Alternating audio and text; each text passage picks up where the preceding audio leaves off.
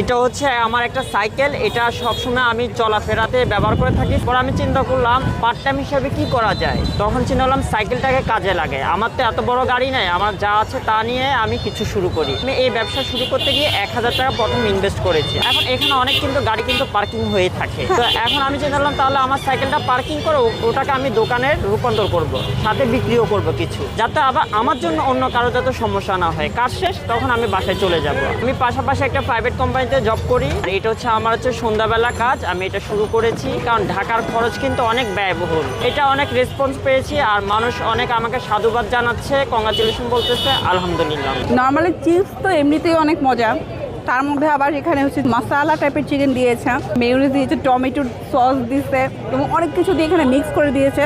টেস্টের লেভেলটা কিন্তু এই কারণে দ্বিগুণ দ্বিগুণ দ্বিগুণ বেড়ে গেছে। আমার কাছে বেশ ভালো লাগছে, আমি অবশ্যই রিকমেন্ড করবো। খাবো টুডে লোকেশন হচ্ছে মিরপুর ডিওচেস সাগুপ্তা আবাসিক এলাকা, গেটের সামনে আসলে আমাকে এখানে সবসময় পাবেন। সন্ধ্যা 6টা থেকে রাত 12টা পর্যন্ত।